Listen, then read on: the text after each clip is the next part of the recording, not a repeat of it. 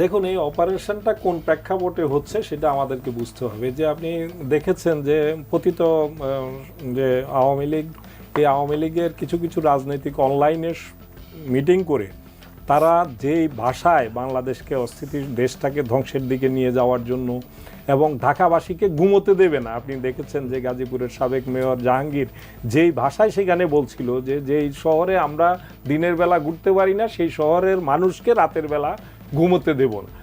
তো কি ধরনের কত ভয়ঙ্কর হুমকি এটা আপনি চিন্তা করেন। আপনি আমি যারা সরকারের ধরেন এই সরকারের সাথে ইনভলভ নাই, একেবারে অতি সাধারণ মানুষ, তাদেরকে কিন্তু বাদ দিয়ে কথাটা বলে নাই, বলছে যে এই শহরের কোনো মানুষকে ঘুমোতে দেবে না।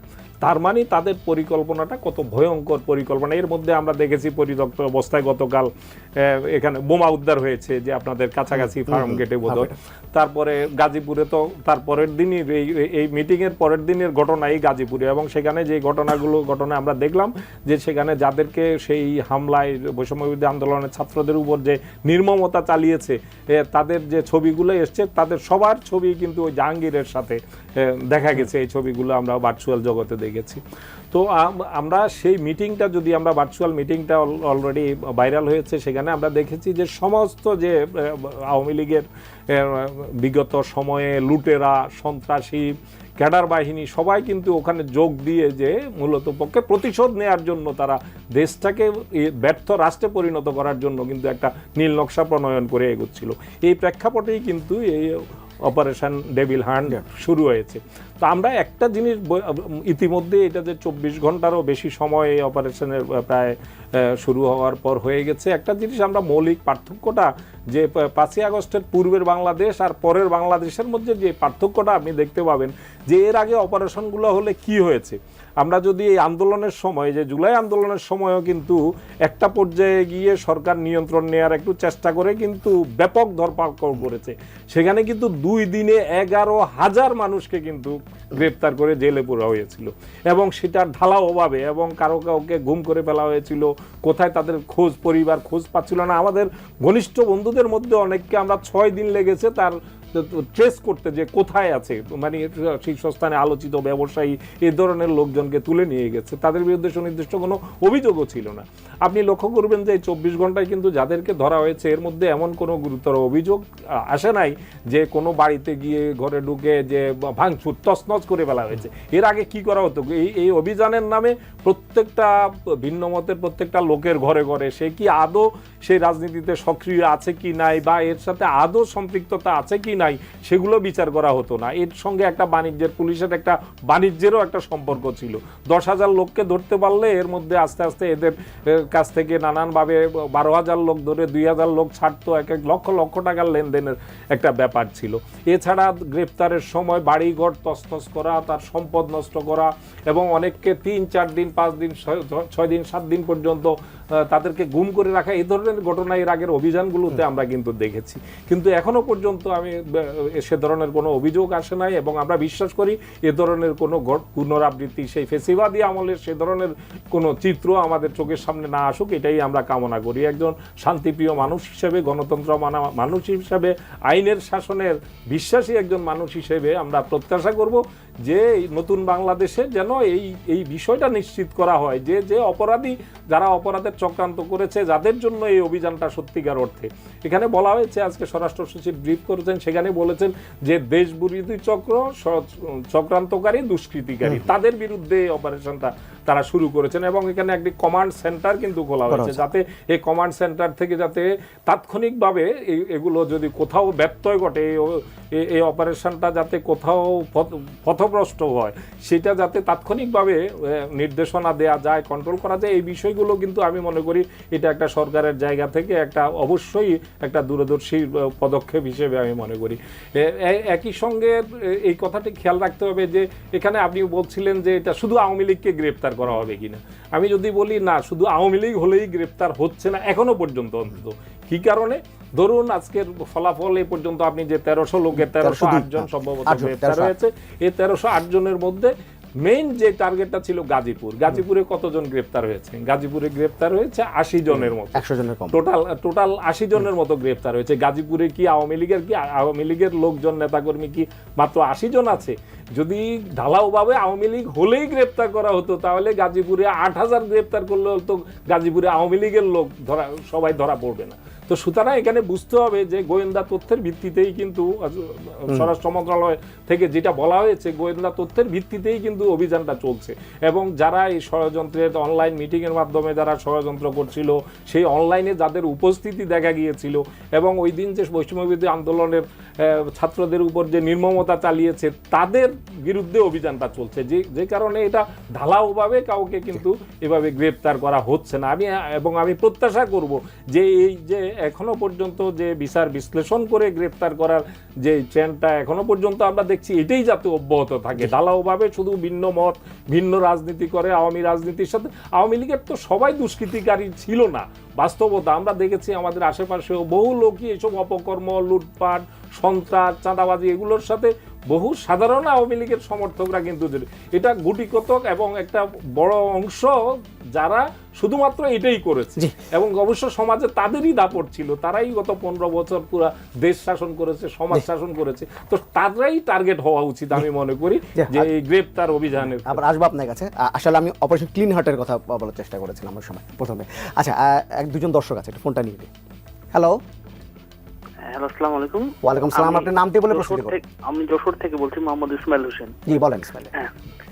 আমার প্রশ্ন ছিল যে বাংলাদেশে প্রত্যেকটা গণহত্যার বিচার হওয়া উচিত, আমরা সেটার জন্য তাকিয়ে আছি আমাদের বৈষম্য বিরোধী ছাত্র আন্দোলনের ভাইদের দিকে, তারা যাতে এটা আসলে বাংলাদেশের সমস্ত গণহত্যার বিচার করেই যায়। আর আরেকটা কথা হচ্ছে যে এই যে আওয়ামী লীগের গণহত্যা, সেটা তো অবশ্যই বিচার হওয়া উচিত। আরেকটা হচ্ছে যে এই যে সংবিধান, মুজিববাদ, এগুলো তো অবশ্যই হওয়া উচিত। আরেকটা বিষয় হচ্ছে যে ওনারা ইদানিংকালে আমরা মনে করতেছি যে একটা বিষয় ওনারা কাউন্ট করতেছে না, যে 71 সালে যে জামাতের ভূমিকা ছিল, গণহত্যার সাথে যে ভূমিকাটা ছিল, তো তাদের অনেকের বিচার হয়েছে, অনেকের হয়নি। কিন্তু কথা হচ্ছে যে দলীয় ভাবে তো তাদের সম্মতি ছিল সেই গণহত্যায়, লক্ষ লক্ষ মানুষ হত্যা করা হয়েছিল, যেখানে সেই 24-এর মতো, 24-এর থেকে আরো বেশি মানুষ মারা গেছিল।